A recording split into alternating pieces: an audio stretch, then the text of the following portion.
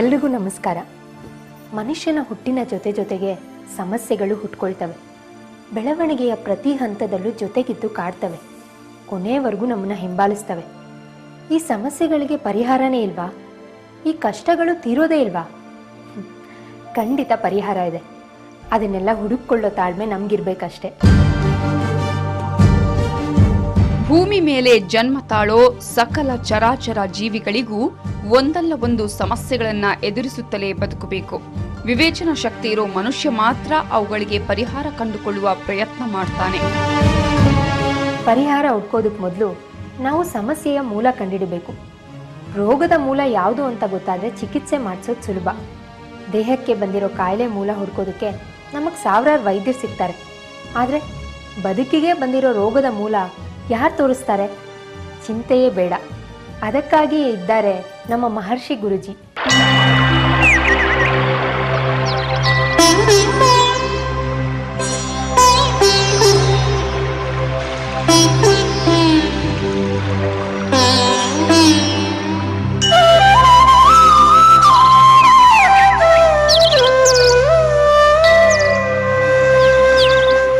ಪ್ರತ್ಯಂಗಿರಾ ದೇವಿ ಉಪಾಸನೆಯಿಂದ ಅಷ್ಟಸಿದ್ಧಿಗಳನ್ನ ಮಾಡಿಕೊಂಡಿದ್ದಾರೆ ಮಹರ್ಷಿ ಗುರೂಜಿ.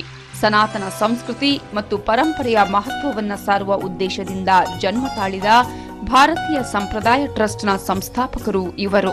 ಕಷ್ಟಗಳ ಸುಳಿಯಲ್ಲಿ ಬೆಂದು ದುಗುಡಗಳನ್ನ ಹೊತ್ತು ಇವರಲ್ಲಿಗೆ ಬರೋ ಜನರಿಗೆ ಸಲಹೆ, ಸಾಂತ್ವನಗಳನ್ನ ನೀಡುತ್ತಾ ಬಂದಿದ್ದಾರೆ.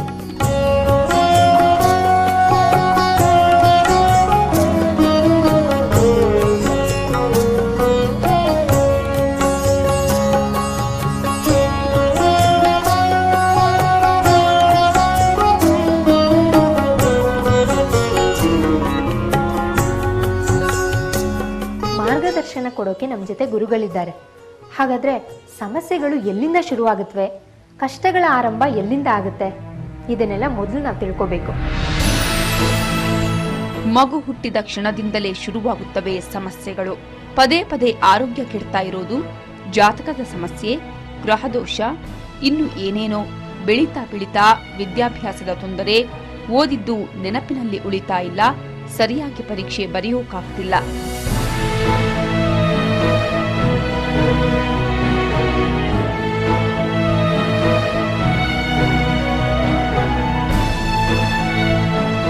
ಕಷ್ಟಗಳಂತ ಹೇಳಿದ್ರೆ ಪ್ರಾರಬ್ಧ ಕರ್ಮದಲ್ಲಿ ಬರುವಂಥ ಕಷ್ಟಗಳಾಗ್ಬೋದು, ಅಥವಾ ವಾಸ್ತು ದೋಷದಿಂದನೂ ಸಹ ಕಷ್ಟಗಳನ್ನು ನಾವು ಇವತ್ತಿನ ಪ್ರಸ್ತುತ ದಿನಗಳಲ್ಲಿ ಎದುರಿಸುವಂಥ ಸಾಧ್ಯತೆಗಳು ಸಹ ಇರುವಂಥದ್ದಿರುತ್ತೆ.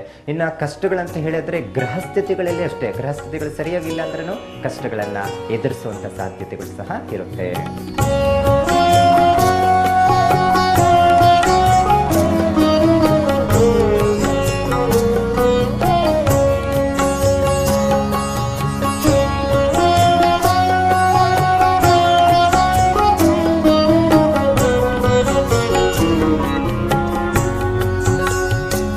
ಎಜುಕೇಷನ್ ಮುಗಿಸಿದ ತಕ್ಷಣ ಓದಿಗೆ ತಕ್ಕ ಕೆಲಸ ಹುಡ್ಕೋ ಯೋಚನೆ ಶುರುವಾಗುತ್ತೆ.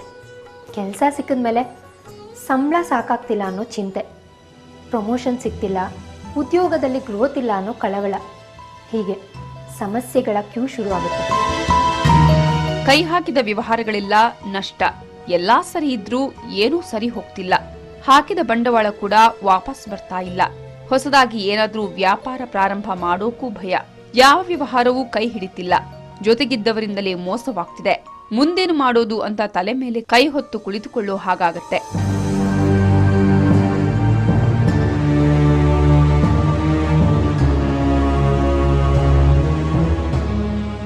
ಮದುವೆ ತಡ ಆಗ್ತಾ ಇದೆ. ಎಷ್ಟು ಹುಡುಕಿದ್ರೂ ಸರಿಯಾದ ಸಂಗಾತಿ ಸಿಗ್ತಿಲ್ಲ.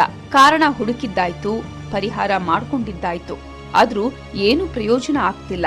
ಮದುವೆ ಮುಂದೆ ಹೋಗ್ತಾನೆ ಇದೆ. ಮದುವೆ ಆಯ್ತಲ್ಲಪ್ಪ ಅಂತ ನೆಮ್ಮದಿಯಾಗಿದ್ರೆ ಇನ್ನೊಂದು ಸಮಸ್ಯೆ ಶುರುವಾಗುತ್ತೆ. ಮಕ್ಕಳಾಗೋ ತಡ ಆಗ್ತಿದೆ ಅಂತ ಅಕ್ಕಪಕ್ಕದವರು, ಸಂಬಂಧಿಕರು ಮೂಗು ಮುರಿತಾರೆ ಅನ್ನೋ ಹೆದರಿಕೆ ಶುರುವಾಗುತ್ತೆ. ಸಿಕ್ಕ ಜ್ಯೋತಿಷಿಗಳನ್ನೆಲ್ಲ ಭೇಟಿ ಆಗ್ತೀರಾ, ಅವ್ರು ಹೇಳಿದ ಪೂಜೆಗಳನ್ನೆಲ್ಲ ಮಾಡಿಸ್ತೀರಾ. ಏನೇ ಆದರೂ ಮಕ್ಕಳ ಭಾಗ್ಯ ಲಭಿಸ್ತಿಲ್ಲ ಅಂತ ಕೊರಗ್ತೀರಾ. ಮದುವೆ ಏನೋ ಆಯ್ತು ಅಂದ್ರೆ ಮತ್ತೆ ಹೊಸ ಟೆನ್ಷನ್ ಶುರುವಾಗುತ್ತೆ.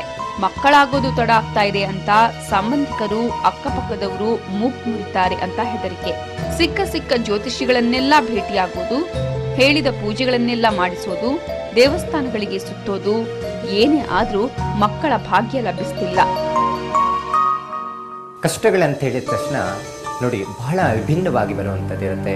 ಪ್ರಾರಬ್ಧ ಕರ್ಮ ಅಂತ ಹೇಳ್ತೀವಿ ನೋಡಿ. ಸಂಚಿತ, ಅಂಗಾಮಿ, ಪ್ರಾರಬ್ಧ ಕರ್ಮ. ಪ್ರಾರಬ್ಧ ಕರ್ಮದಲ್ಲಿ ನಮ್ಮ ಇಂದಿನ ಕರ್ಮದಿಂದ ಬರುವಂತಹದ್ದು ಇರುತ್ತೆ, ಕಷ್ಟಗಳು ಬರುವಂಥದ್ದಿರುತ್ತೆ.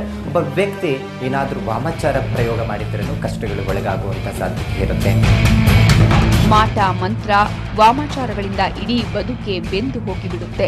ಪ್ರಾರಂಭದಲ್ಲೇ ಅದರ ಮೂಲವನ್ನ ಹುಡುಕಿ ಅದನ್ನ ಬೇರು ಸಹಿತ ಕಿತ್ತೊಗೆಯಬೇಕು. ಇಲ್ದಿದ್ರೆ ಇಡೀ ಮನೆಯನ್ನೇ ಸರ್ವನಾಶ ಮಾಡಿಬಿಡುತ್ತೆ. ಪ್ರತ್ಯಂಗಿರ ದೇವಿ ಅಂದಿದ ತಕ್ಷಣ ಶಿವನ 3ನೇ ಕಣ್ಣಿಂದ ಉದ್ಭವ ಆದಂತಹ ಆಕೆಗೂ ಸಹ 64 ಉದ್ಭವ ಆದಂತಹ ಒಂದು ಮೂರ್ತಿಗಳಿದೆ. ಪ್ರತ್ಯಂಗಿರಿ ನಾರಾಯಣಿ ಆಗ್ಬೋದು, ಪ್ರತ್ಯಂಗಿರಿ ಭದ್ರಕಾಳಿ ಆಗ್ಬೋದು. ಹಾಗಾಗಿ ಒಂದೊಂದು ರೀತಿಯಲ್ಲಿ ಆ ಪ್ರತ್ಯಂಗಿರಿ ದೇವಿ ಕಾಣಿಸುವಂಥದ್ದಿರುತ್ತೆ. ಆದರೆ ಆ ದೇವಿನ ಆರಾಧನೆ ಮಾಡ್ಕೊಳ್ಳುವಂಥ ವಿಭಿನ್ನ ರೀತಿಯಲ್ಲಿ ಅರ್ಚನೆ ಮಾಡುವಂಥದ್ದು ಸಹ ಇದೆ.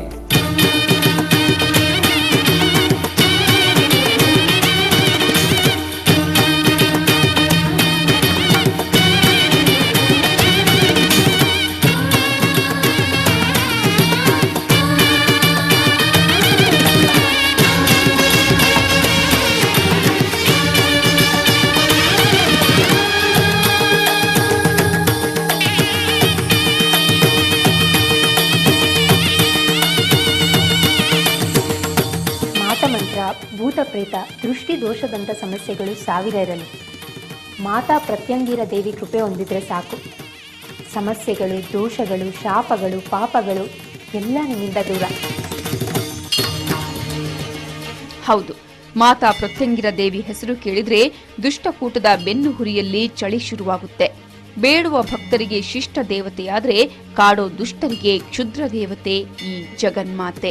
ಮಾಟ ಮಂತ್ರ, ಭೂತ ಪ್ರೇತ ಪಿಶಾಚಿಗಳ ಅಟ್ಟಹಾಸವನ್ನ ಆಪೋಷಣ ತೆಗೆದುಕೊಳ್ಳುವ ಶಕ್ತಿ ಇದೆ ಮಾತಾ ಪ್ರತ್ಯಂಗಿರ ದೇವಿ ಹೋಮಕ್ಕೆ.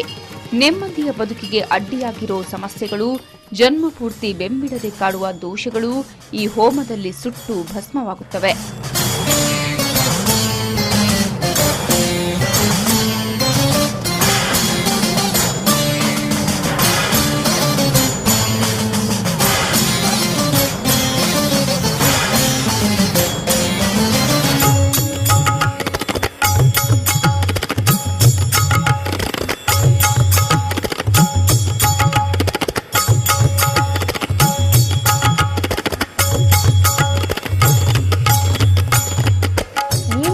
ಈ ಹೋಮದಲ್ಲಿ ಪಾಲ್ಗೊಳ್ಳಬಹುದು.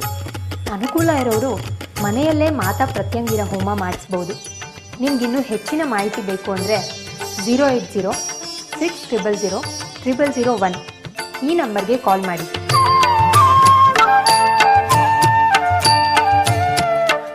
ಕಷ್ಟಗಳು ಪರಿಹಾರ ಆಗೋಕ್ಕೆ ಈ ಹೋಮ ಮಾಡಿಸ್ಲೇಬೇಕಾ? ಹೋಮ ಮಾಡ್ಸೋಕೆ ಅನುಕೂಲ ಇಲ್ಲದವ್ರಿಗೆ ಬೇರೆ ದಾರಿನೇ ಇಲ್ವಾ ಅಂತ ತಲೆ ಕೆಡ್ಸ್ಕೋಬೇಕಾಗಿಲ್ಲ. ಅದಕ್ಕೂ ಒಂದು ದಾರಿ ಇದೆ.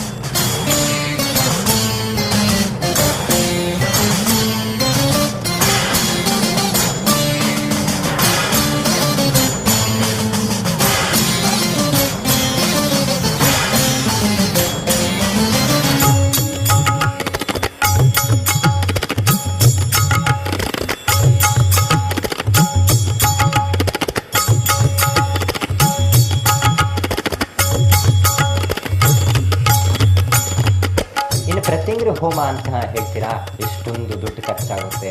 ಹಾಗಾಗಿ ಬಹಳ ಯಥೇಚ್ಛವಾಗಿ ಖರ್ಚಾಗೋದ್ರಿಂದ ಸರಳವಾಗಿ ಮಾಡ್ಕೊಳ್ಳುವಂಥದ್ದು ಸಹ ಪದ್ಧತಿ ಇದೆ. ಯಾಕಂದರೆ ಪ್ರತ್ಯಂಗಿರ ಹೋಮಕ್ಕೆ ಮಾಡಬೇಕಾದ್ರೆ ಸಾಲ ಮಾಡಿ ಪೂಜೆ ಮಾಡೋಂಗಿಲ್ಲ. ಸಾಲ ಮಾಡಿ ಪೂಜೆ ಮಾಡಿದ್ರಂತೂ ಫಲ ಸಿಗೋದಿಲ್ಲ.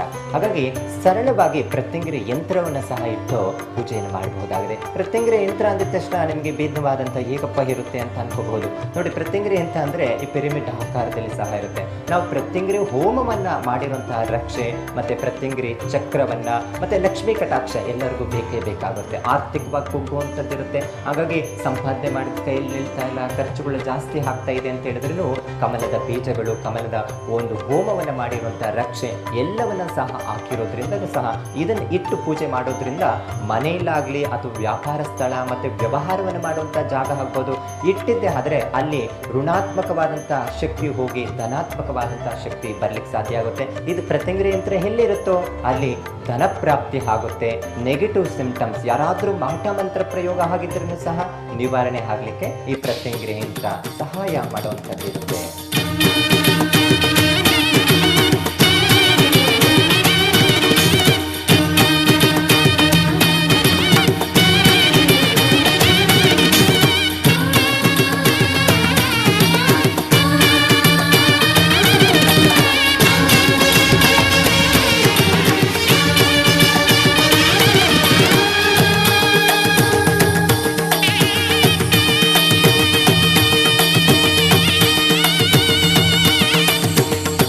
ಅದ್ಭುತ ಶಕ್ತಿ ಇರೋ ಈ ಮಾತಾ ಪ್ರತ್ಯಂಗಿರ ಯಂತ್ರವನ್ನು ನಿಮ್ಮ ಮನೆಗೆ ತರಿಸ್ಕೊಳ್ಬೇಕು ಅಂದರೆ 08060000001 ಈ ನಂಬರ್ಗೆ ಕಾಲ್ ಮಾಡಿ ಆರ್ಡರ್ ಮಾಡಿದ್ರೆ ಭಾರತೀಯ ಸಂಪ್ರದಾಯ ಟ್ರಸ್ಟ್ನವರು ನಿಮ್ಮ ಮನೆಗೆ ತಲುಪಿಸ್ತಾರೆ.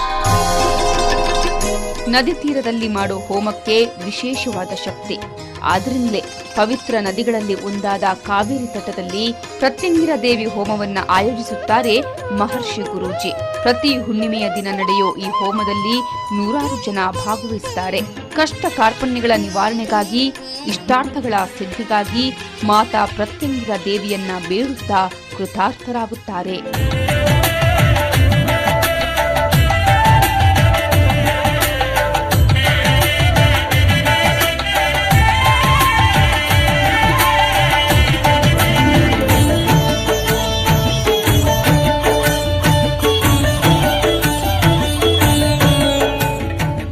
ನಮಸ್ಕಾರ, ನನ್ನ ಹೆಸರು ಮಂಜು ಅಂತ. BE ಓದಿದೆ ಇಂಜಿನಿಯರಿಂಗು. ಒಂದು 6 ಮಂತ್ಸು ಕೆಲ್ಸಕ್ಕೆ ಟ್ರೈ ಮಾಡ್ತಿದ್ದೆ. ನನಗೆ ಎಲ್ಲೂ ಕೆಲಸ ಸಿಗ್ತಿರ್ಲಿಲ್ಲ. ಮನಸ್ಸು ತುಂಬ ಬೇಜಾರಾಗೋಯಿತು, ತುಂಬ ಡಿಪ್ರೆಷನ್ಗೆ ಹೋಗ್ಬಿಟ್ಟಿದೆ. ಯಾಕಂದರೆ ನಾನು ದುಡ್ದನೇ ಮನೇಲಿ ಜೀವನ ಮಾಡೋಕ್ಕಾಗೋದು ಅಂಥ ಪರಿಸ್ಥಿತಿ ಇತ್ತು.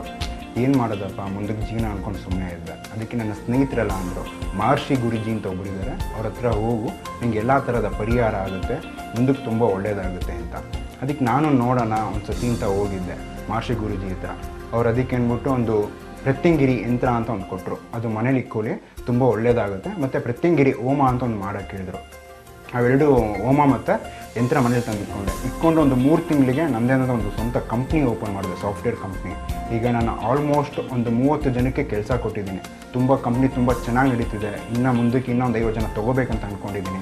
ಮಹರ್ಷಿ ಗುರೂಜಿ ತಾನು ಹೋಗಿದ್ದಕ್ಕೆ ಈ ಥರ ನನಗೆಲ್ಲ ಒಳ್ಳೆಯದಾಗಿದ್ದು. ಈಗ ನಮ್ಮ ಫ್ಯಾಮಿಲಿ ಕೂಡ ತುಂಬ ಖುಷಿಯಾಗಿದ್ದಾರೆ. ನಾನು 2 ಇಯರ್ಸಲ್ಲಿ ಮದುವೆ ಆಗ್ತಾಯಿದ್ದೀನಿ. ನಿಮ್ಗೇನಾದರೂ ಪರಿಹಾರ ಅಥವಾ ನಿಮ್ಗೇನಾದರೂ ಕಷ್ಟ ಸುಖ ಇದ್ದರೆ ಮಹರ್ಷಿ ಗುರೂಜಿ ಹತ್ರ ಹೋಗಿ ಪ್ರತ್ಯಂಗಿರಿ ಹೋಮ ಮಾಡಿಸ್ಕೊಳ್ಳಿ ಮತ್ತು ಪ್ರತ್ಯಂಗಿರಿ ಯಂತ್ರ ತೊಗೊಳ್ಳಿ, ತುಂಬ ಒಳ್ಳೆಯದಾಗುತ್ತೆ ನಿಮಗೆ. ಹೆಸರು ಅಭಿಲಾಷ್ ಅಂತ. ನಮ್ಮೂರು ಚನ್ನರಾಯಪಟ್ಟಣ. ನಾನು 3 ಹತ್ರ ಗುಳ್ಸಿನ ಸ್ಕೂಲಲ್ಲಿ ಓದ್ತಿದ್ದೆ. 9ನೇ ಕ್ಲಾಸ್ ಓದ್ಬೇಕಾದ್ರೆ ತಲೆಗೆ ವಿದ್ಯೆನೇ ತರ್ತಿಲ್ಲ. 2 ಸಲ ಫೇಲ್ ಆದೆ. ನಮ್ಮ ಫ್ರೆಂಡ್ಸ್ ಎಲ್ಲ ರೇಗಿಸ್ತಿರು. ನಮ್ಮ ಫ್ರೆಂಡ್ಸ್ ಅವ್ರ ತಂದೆ ಬಂದು ನಮ್ಮ ಅಪ್ಪಂಗೆ ಹೇಳಿದರು, ನಿಮ್ಮ ಹುಡುಗ ಚೆನ್ನಾಗಿ ಓದ್ತಿಲ್ಲ, ಎಲ್ಲೆಲ್ಲ ಹೋಗ್ತಾನೆ ಅಂತ. ಹಾಗೆ ಬೆಂಗಳೂರಿಗೆ ಬಂದು ಕರ್ಕೊಂಡಾಗ ಮನೆಯೆಲ್ಲ ನೋಡಿದರು. ನೋಡ್ಬಿಟ್ಟು ವಾಟ್ಸಪ್ಪಾಗೆಲ್ಲ ಸರಿ ಮಾಡಿಕೊಟ್ರು. ನಾನು 10th 86% ಮಾರ್ಕ್ಸ್ ತೆಗೆದೆ. ಕಾಲೇಜಲ್ಲಿ ಬೆಂಗಳೂರಲ್ಲಿ ಕಾಲೇಜ್ ಸೀಟ್ ಸಿಕ್ಕಿದೆ. ಕಾಲೇಜಿಗೆ ಹೋಗ್ತಾಯಿದ್ದೀನಿ, ಚೆನ್ನಾಗಿ ಓದ್ತಾಯಿದ್ದೀನಿ. ಅವರಿಂದ ಒಳ್ಳೆ ಅನುಕೂಲ ಆಗಿದೆ.